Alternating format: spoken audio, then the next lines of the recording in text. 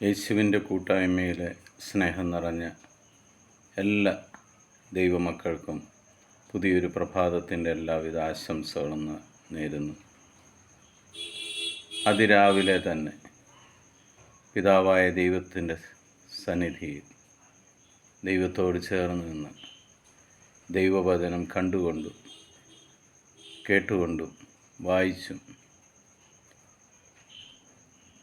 ഒരു ദിവസം തുടങ്ങുവാൻ നമുക്ക് അവസരം തന്നതിന് ദൈവത്തിന് നന്ദി പറയാം.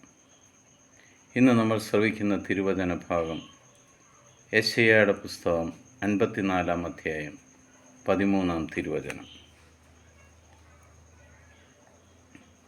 കർത്താവ് നിന്റെ പുത്രരെ പഠിപ്പിക്കും, അവർ ശ്രേയസ്സാർജിക്കും.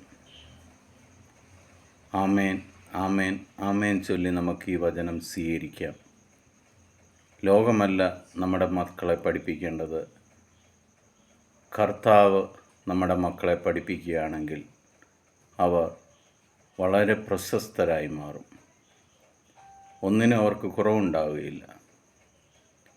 പിതാവായ ദൈവത്തിൻ്റെയും പുത്രനായ യേശുക്രിസ്തുവിൻ്റെയും പരിശുദ്ധാത്മാവിൻ്റെയും കൃപയും അനുഗ്രഹവും സമാധാനവും എപ്പോഴും നിങ്ങൾക്ക് നേരുന്നു.